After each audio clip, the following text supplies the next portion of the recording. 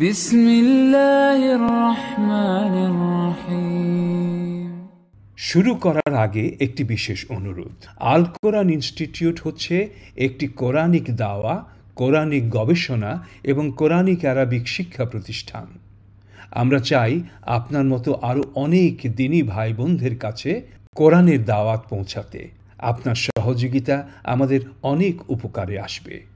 আমাদের এই ভিডিওটি যদি ভালো লেগে থাকে তাহলে আমাদের এই চ্যানেলটি দয়া করে সাবস্ক্রাইব করুন, ভিডিও লাইক করুন এবং শেয়ার করুন বন্ধু বান্ধবের সাথে। আসসালামু আলাইকুম ওয়া রাহমাতুল্লাহি ওয়া বারাকাতুহু। আলহামদুলিল্লাহ, মডিউল 1 লেসন 50-এ আপনাদের সকলকে স্বাগতম জানাচ্ছি। আমাদের আজকের আলোচনার বিষয়বস্তু হচ্ছে একটি হরফ, আকারে ছোট কিন্তু কাজে অত্যন্ত তাৎপর্যপূর্ণ। লা। কোরআনিক আরবিতে এই হরফ লা বহুল প্রচলিত এবং এটা বহুমুখী অর্থ প্রদান করে। আজকে আমরা শিখব লা এবং তার প্রকারভেদ। আরবিতে লা এর বিভিন্ন ব্যবহার। আরবিতে লা হলো একটি অব্যয় বা একটি হরফ বা একটি পার্টিকল, যা প্রসঙ্গ এবং ব্যাকরণিক গঠনের উপর ভিত্তি করে ভিন্ন ভিন্ন অর্থ প্রকাশ করে। গ্রামার বা শব্দবিজ্ঞানের দক্ষতা অর্জনের জন্য লা এর 3টি প্রকার বোঝা আমাদের জন্য খুবই গুরুত্বপূর্ণ। আজকে আমরা লা এর 3 প্রকারের ব্যবহার শিখব। প্রথম ব্যবহারের নাম হচ্ছে লা এ নাহি, লা আন নাহি বা নিষেধ সূচক লা।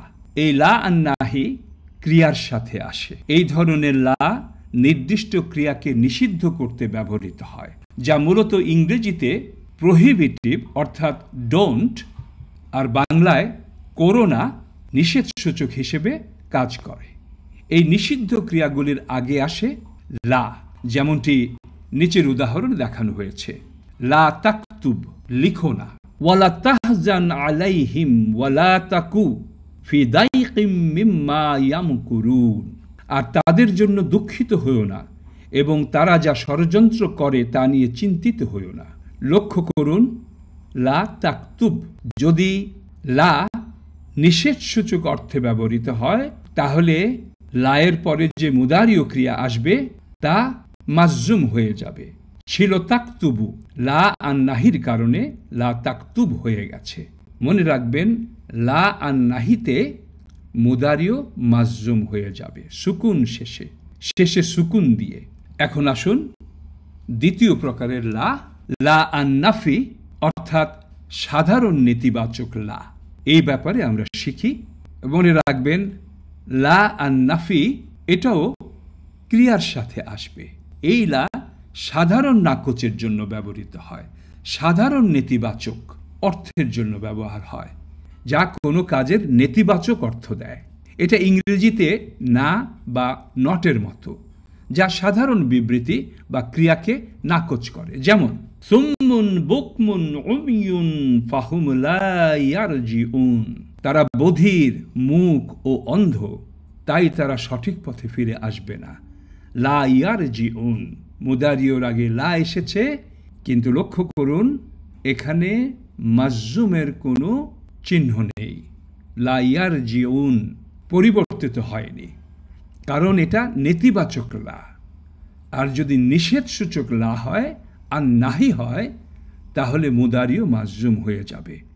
এই দুটো লার ব্যবহারের পার্থক্য আরও একবার দেখে নিন ভিডিও রিপিট করে। সর্বশেষ লা, সবশেষে লায়ের 3য় প্রকার। এই লায়ের নাম হচ্ছে লা আন নাফি আল জিনসি, লা আন নাফি লিল জিনসি। কোনো বিষয় বা বস্তু বা বস্তুর অস্তিত্ব সম্পূর্ণভাবে অস্বীকার করার লা।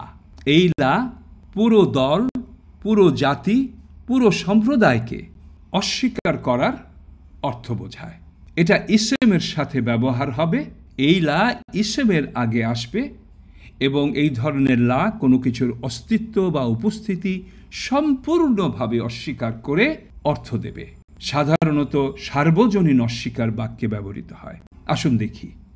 যালিকাল কিতাবু লা রাইবা ফীহি হুদাল লিল মুত্তাকিন। যালিকাল কিতাবু লা রাইবা ফীহি হুদাল লিল মুত্তাকিন। এটাই সেই কিতাব, এই কিতাবে একেবারে বিন্দু মাত্র কোনো সন্দেহ নেই, সন্দেহের কোনো অবকাশ নেই।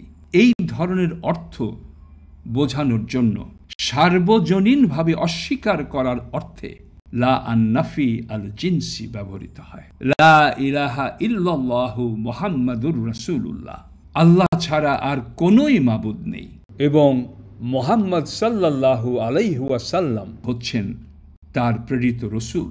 এখানে লা ইলাহা, এই লা হচ্ছে নাফি আল জিন্স। এখানে একটু গ্রামারের নিয়ম রয়েছে, একটু লক্ষ্য করুন। লা রাইবা মানসুব অবস্থায় আছে। যদি লা এর পরে কোনো ইসম আপনারা পান যা মানসুব অবস্থায় আছে, সেই লা এর অর্থ অবশ্যই লা নাফি আল জিন্স হবে। লা রাইবা ফিহি শব্দটি ছিল রাইবুন, কিন্তু রাইবুন থেকে রাইবা হয়ে গেছে, মানসুবে চলে এসেছে লা নাফি আল জিন্সের কারণে। আরেকটি উদাহরণ, ক্বালু সুবহানাকা লা ইলমা লানা ইল্লা মা আল্লামতানা। তারা বলল, আপনার মহিমা স্বীকার করছি, আপনি যা শিখিয়েছেন তা ছাড়া তো আমাদের কাছে আর কোনো জ্ঞান নেই।